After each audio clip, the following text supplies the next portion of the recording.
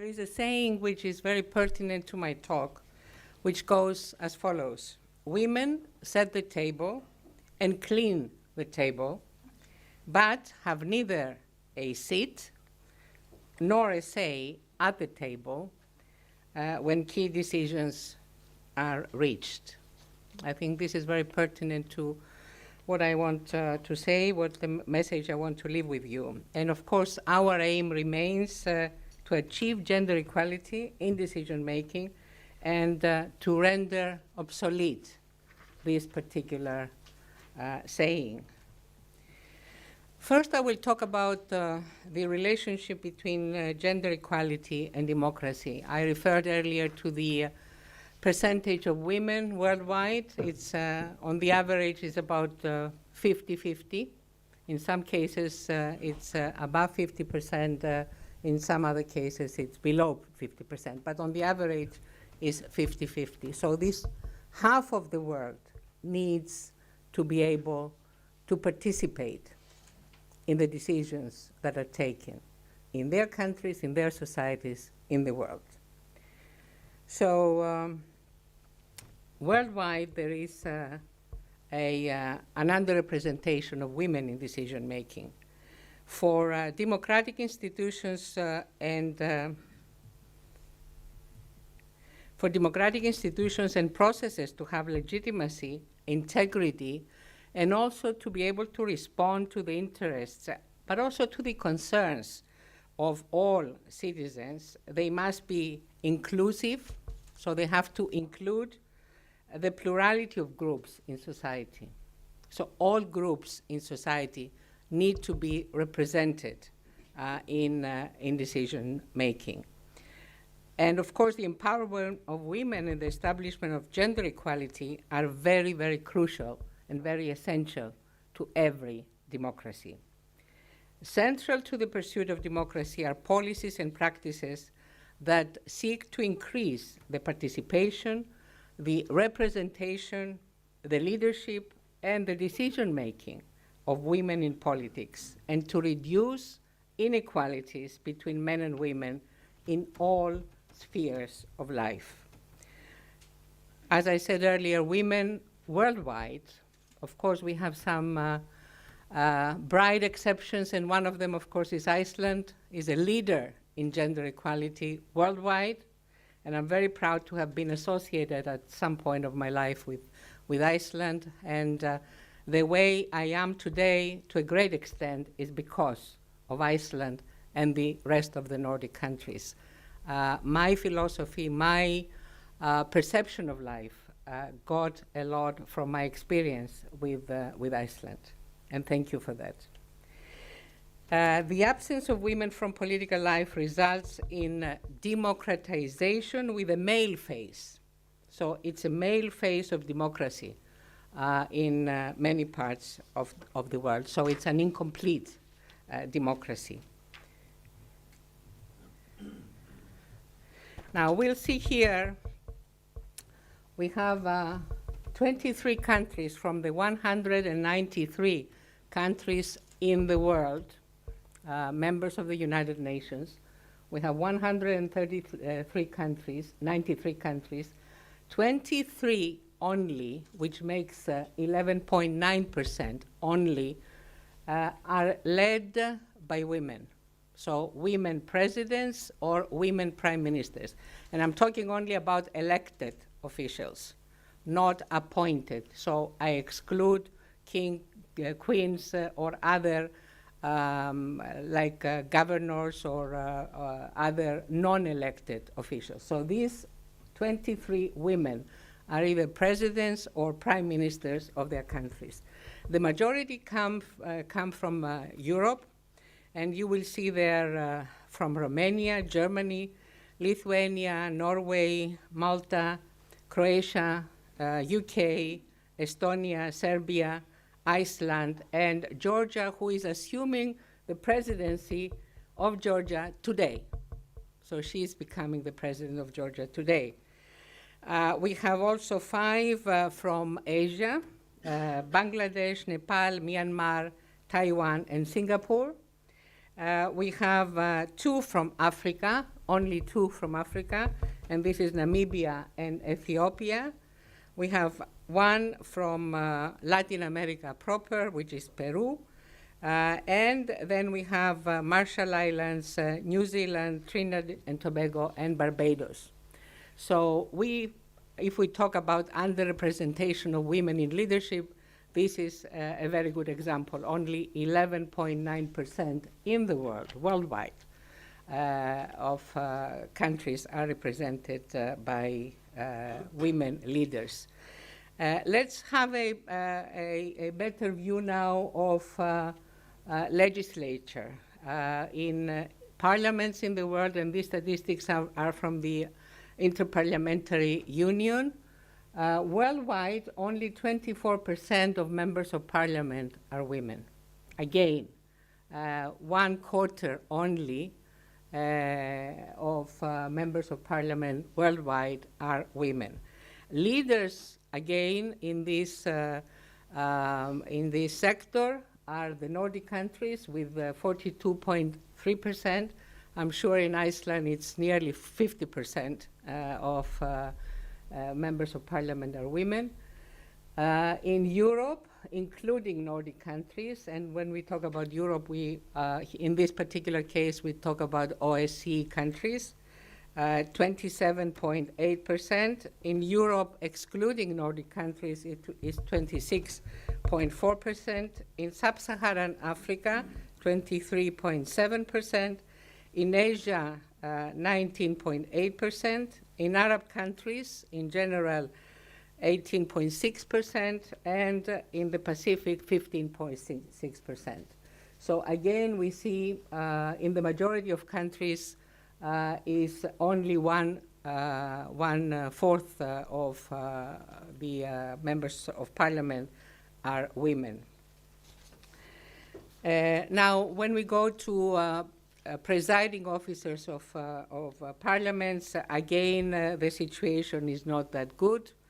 Out of 279 posts of presiding officers, and this is more than 193 countries, because many countries, they have bicameral legislatures, so they have the upper and the lower house of parliament. So in all presiding officers, we have only 19.4% who are presiding officers of parliaments worldwide. Now, when we come to cabinets, when we come to ministerial positions, the situation is also different in different countries. We have only 6 countries worldwide that women ministers are more than 50%.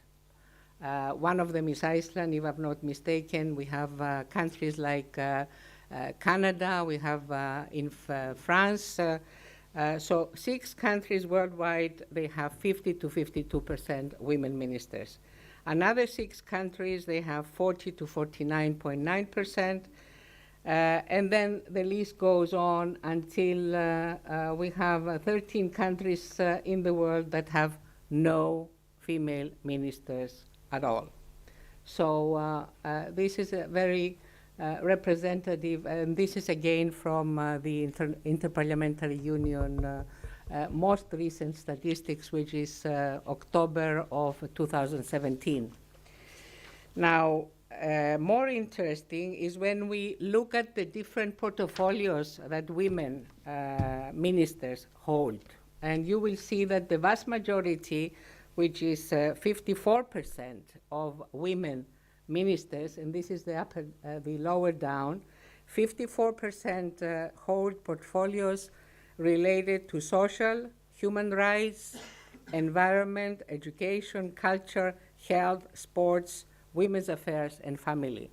So the majority of women ministers are appointed in fields which are more so-called women issues or human rights issues or social issues. Then we have 22.2% of women ministers who hold portfolios related to trade, research and development, public works, agriculture, tourism, communication, postal affairs, and so on. Then we have 7.4% who hold portfolios related to public administration, local government, population, parliamentary affairs, information, and media. 5.8% hold portfolios related to home and justice affairs, and in this particular portfolio we have police affairs as well. So only 5.8% of ministers hold these portfolios. And then 5.9% hold portfolios related to foreign affairs and defense.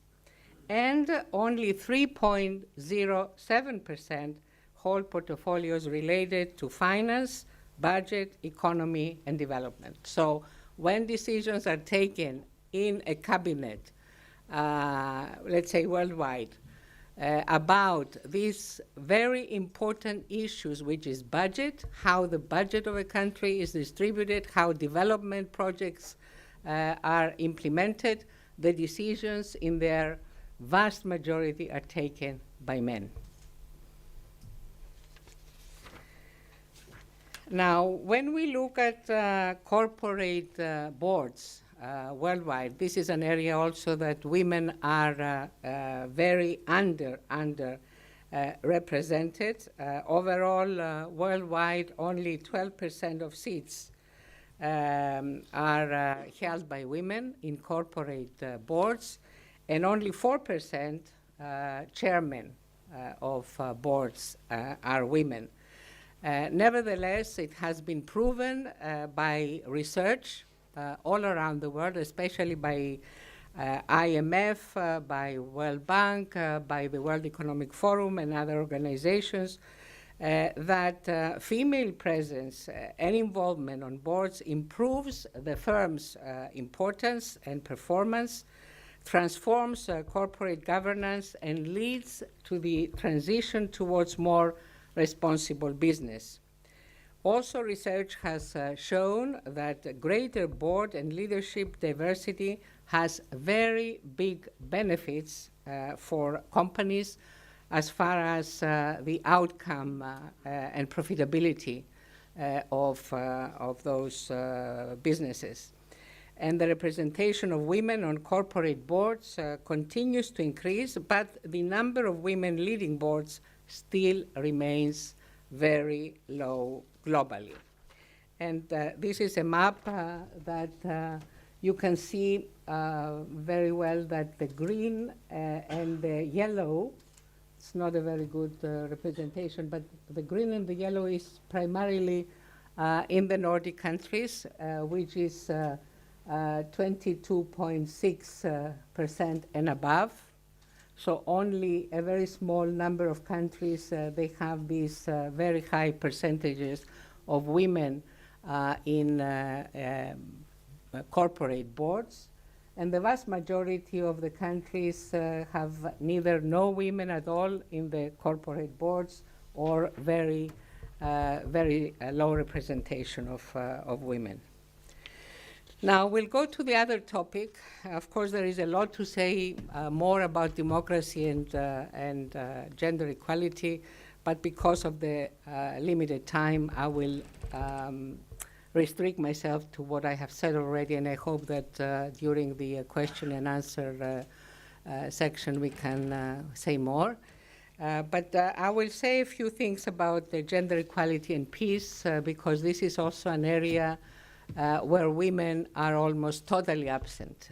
And when we talk about women and peace, we talk about women's representation in peace negotiations, in peace building, in peacekeeping, and when decisions are taken globally about peace and security, women are almost totally absent. Now, we'll see some basic facts and basic truths. The higher levels of gender equality are associated with a lower propensity for conflict, both between and within states. Women's participation in conflict prevention and resolution can improve outcomes before, during, and after conflict. And this has all been proven by empirical research. Women's participation in all tracks of diplomacy, and especially in peace negotiations, remains of paramount importance. First and foremost, there is a need to include all talents and all perspectives, including gender perspectives, in the efforts to resolve conflicts. And finally, incorporating the perspectives and accommodating the needs of the wider population, including women, increases the prospects for the peace agreements to be adopted by large majorities. So it's not important only to conclude agreements. What is important is to include the concerns and the interests of all participants in that conflict, especially women and youth, and this is something that the UN is very strongly proposing, to include women and civil society in general in all peace negotiations, so that all these perspectives are included in the agreement, but also in order to make these agreements more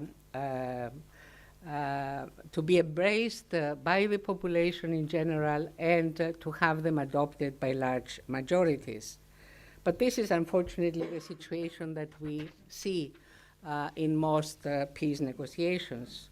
Very few women and mostly men. Let's see now some more facts and figures. During the period from 1990 to the year 2000, and I'll come back to that because in October of 2000, there was a major breakthrough, the adoption of a very important resolution by the UN Security Council. Probably some of you know about this resolution. Is Resolution 1325 of 2000 about women, peace, and security. Now, before that, between 1990 and 2000, only 11% of peace agreements included at least one reference to women. Later on, after the adoption of Resolution 1325 in the year 2000, out of 504 agreements signed since the adoption of that resolution, only 138, that is 27%, included references to women. So we have an increase, but still only 27% of all these agreements that have been signed made any references to women. In 2015, 7 out of 10 peace agreements signed included gender-specific provisions. So we have a gradual incorporation of women's issues and women's concerns in peace agreements because of the adoption of this very important resolution. As I said earlier, the participation of civil society groups, including women's organizations, makes a peace agreement 64% less likely to fail. And this has been proven by a lot of cases that the UN and other international bodies have been researching. And of course, when women participate in peace processes, whenever this happens, the resulting agreement is 35% more likely to last at least 15 years.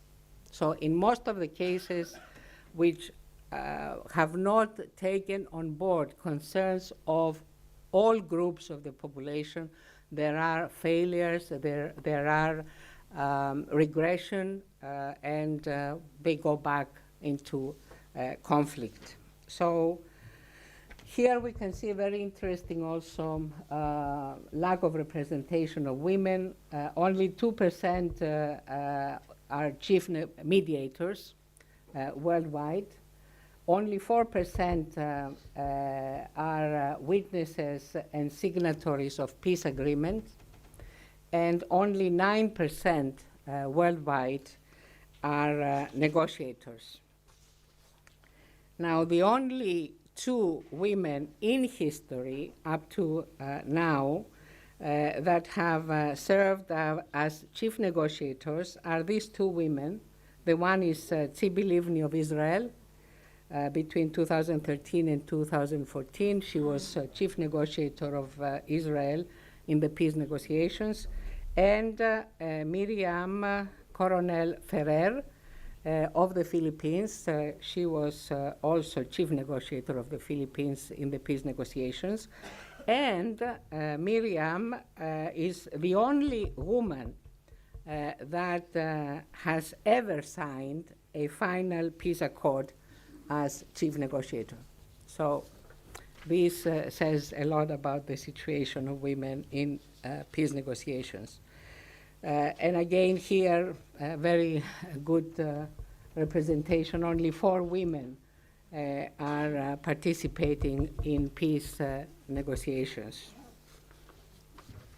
I mentioned earlier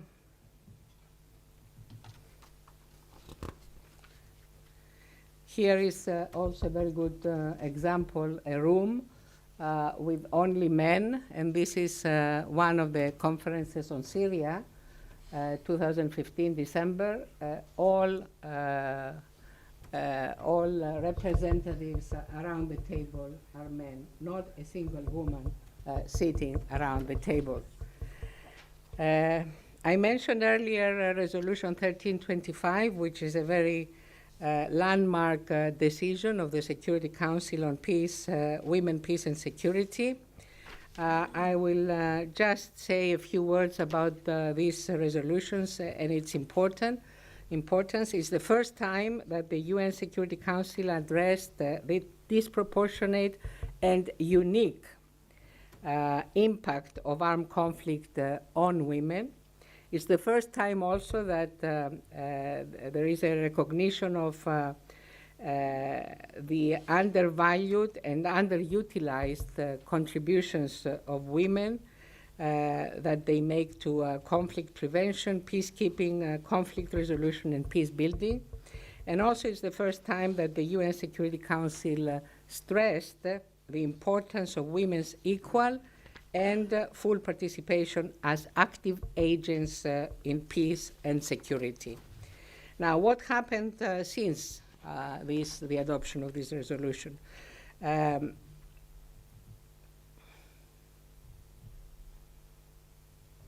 These are some of the key elements of this resolution. What happened since 2000?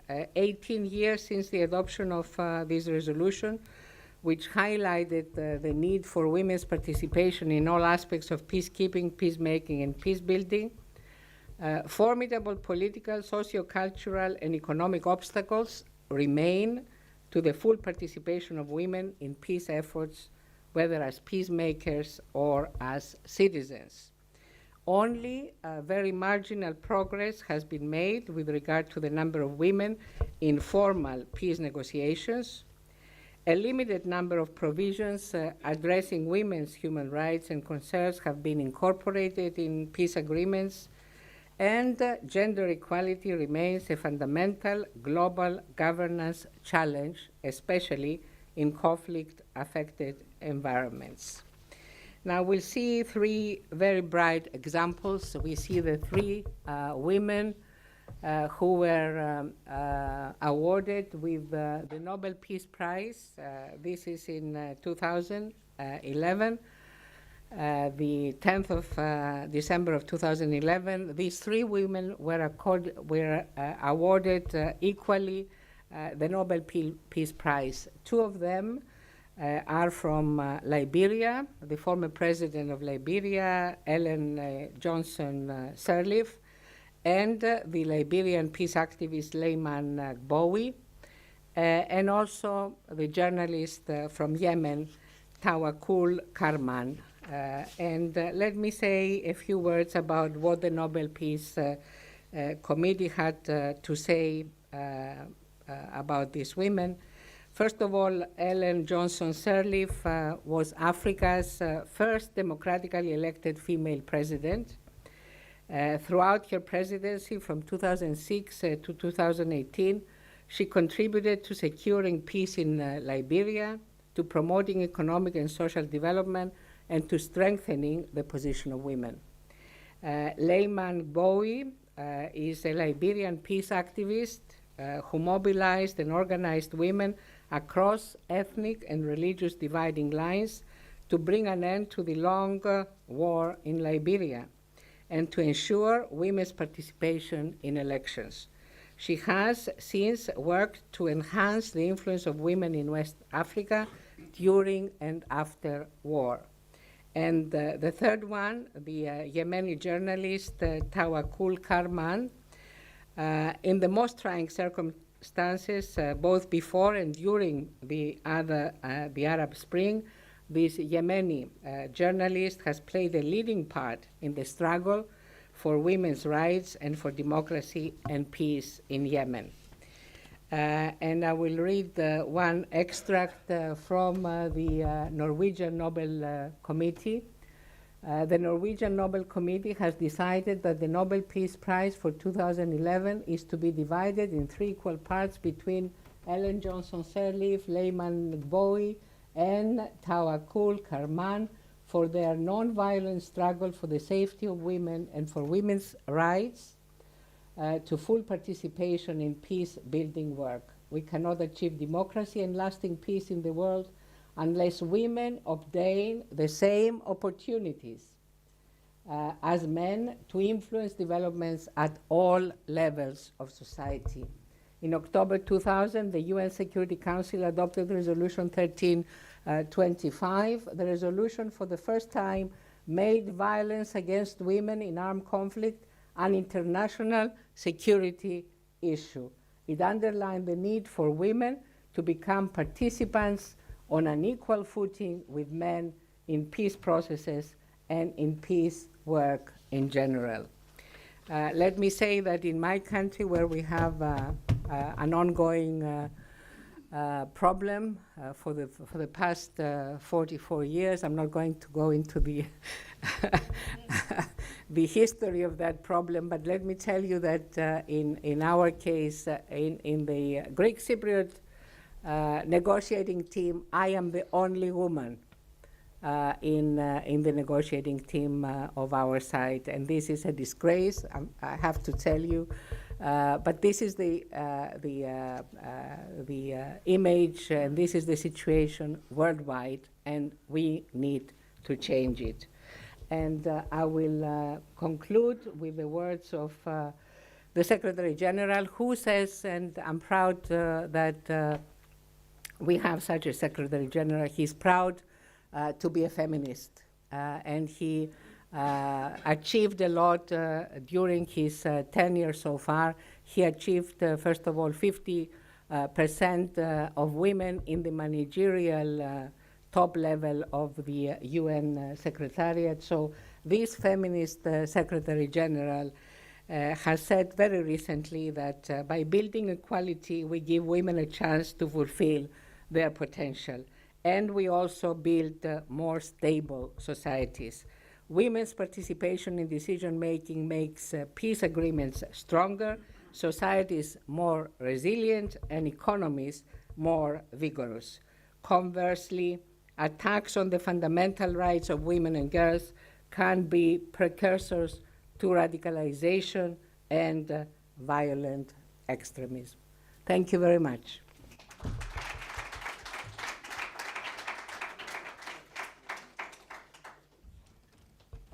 Well, thank you very much for your informative and illuminating talk.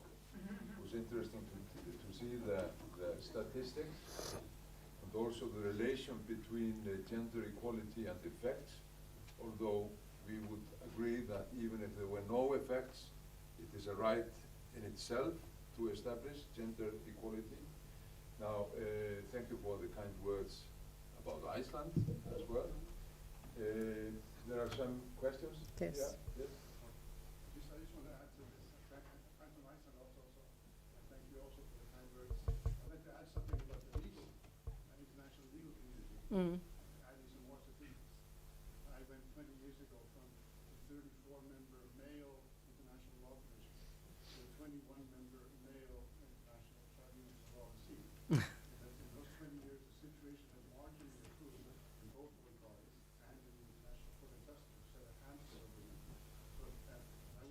this group the presidencies of the General Assembly of the UN, adding all of them together from the very beginning. It's the first time that a woman is presiding the General Assembly. Four women have been presidents of the General Assembly. None of them, by the way, all of them from the developing world, none Not from Europe. or Yeah. Europe. And then, but, so total maybe 15, 16, 17, not this last. The International Criminal Court, as we'll hear hopefully tomorrow, has institutionalized gender representation through the statute and through, so I was very pleased. The last election of the 6 judges elected, 5 were women. Okay. Now 1/3 of the court, the criminal court is women. The most hypocrisy I find in the General Assembly, they said 4 out of 72. And when I was in my ministry, I tried to get our minister, our female minister, to propose that the General Assembly itself decide from all this lip service in the General Assembly every year, on and on and on, and nonetheless it's going to choose a president except once in 20 years. So I wanted them to institutionalize, like in the International Criminal Court, they quotas. There will never be more than in a row. So maybe you can help me. No, I would sign anything you put forward. Definitely. Hi, I'm Julia, German student. So thank you for outlining so precisely what happens if women aren't participating in politics. I was wondering what your opinion is on laws that ensure the participation of women in politics, or if you think there's a more efficient or a different solution on ensuring female participation in politics. Yes. I am a very firm supporter of legislative quota, if this is what you're talking about. And it has been very successful. First of all, it's a provision that has already been included in the major convention that was adopted several years ago, the CEDAW Convention, which talks about positive measures to allow more representation of women. And of course, one of the positive measures is quota. As you know, there is a lot of discussion and a lot of argumentation pro and against quota. I am a firm believer in the adoption of legislative quota, and whenever this has been adopted in a number of countries. For example, currently in the European Union, there are 10 or 11 countries that have adopted legislative quota that have made very important strides of women, increase of women representation in parliaments. So yes, I am very much in favor of legislative quota. There is a worldwide movement that supports this legislative quota in different countries. Good morning. Thank you for the presentation. I'm Aloysius Tawa from Cameroon. My question is, you made mention of the fact that women are often appointed in position that is women-like. So my question to you is, when a woman is the president, can she appoint Minister of Defense a woman? If you are a president. Of course I will. First of all, there were many women who were appointed ministers of defense. I will never forget the case of France or the case of Spain. I think she was even pregnant when she was appointed, and there is always this picture, she in front of soldiers, pregnant Minister of Defense. Definitely a female head of state or government has more sensitivity on these particular issues, but of course there are men leaders like the Canadian Prime Minister, for example, Mr. Trudeau, who also very openly says that he's a feminist, that he has appointed 50% of his cabinet women. So not only in these so-called female ministries relating to social, humanitarian, and human rights or family issues, but ministers of defense, ministers of economy, all from all spectrums of society. So, but women leaders are in general more sensitive to these issues, and they have appointed women in all kinds of ministries. Not the former defense minister, but the former social minister. Thank you very much for your wonderful speech, and I would like to ask you if we consider the roles of women toward children, toward aged people, disability people, we can consider that the position of women is conform to the needs of 80% of the society.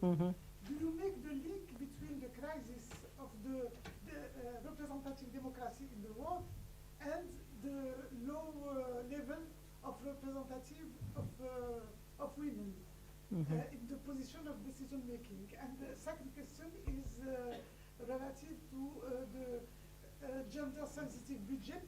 Yeah. Is there a way to make public policies taking in account the diversity of the Yes. population? Do you have an idea about? Yes, I think it's very important. It's what we call mainstreaming,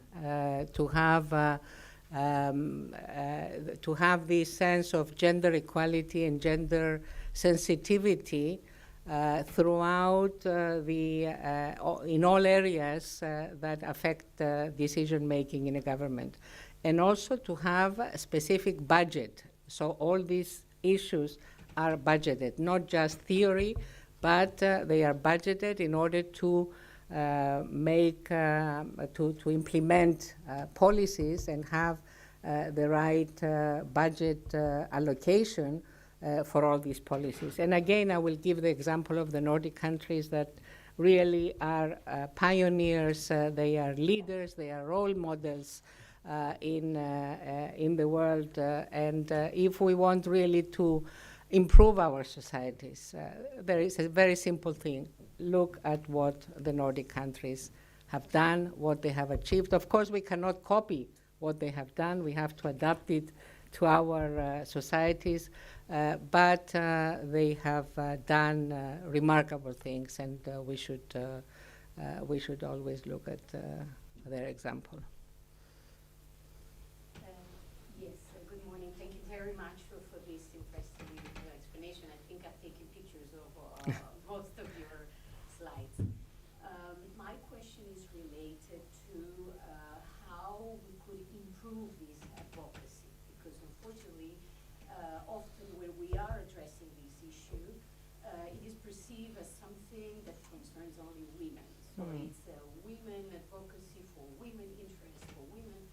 So what are your views maybe to improve this communication and this advocacy, to include men in the debate, to make them also, I mean, I appreciate that there are many men today, but very often when I am addressing this kind of topics, or when we are raising this kind and debating these things, we realize that the audience is mostly made of women, because we feel concerned, we have a problem, we want to solve it, but we also want to make men understand that it's also their problem. Yes. And they have to be part of the solution. So what are your ideas? Very true, very true. What you have said is very true, and it reflects really the crust of the problem, that in most cases, these issues are considered women's issues, and very few men are involved in the discussion of this issue. There is an international movement, I don't know if you are aware of it, again, it was initiated by Nordic countries, He for She. And this is a movement that has a presence at the United Nations. There are conferences being held globally, men supporting gender equality. So I'm making a plea to all the men. I don't know if the issue of the conference was the role of women, if we would have so many men in this room. I doubt it personally, but I urge all men in this room to to be very strong advocates of gender equality, because as I said in my speech, gender equality is all about democracy. Gender equality is all about economic development.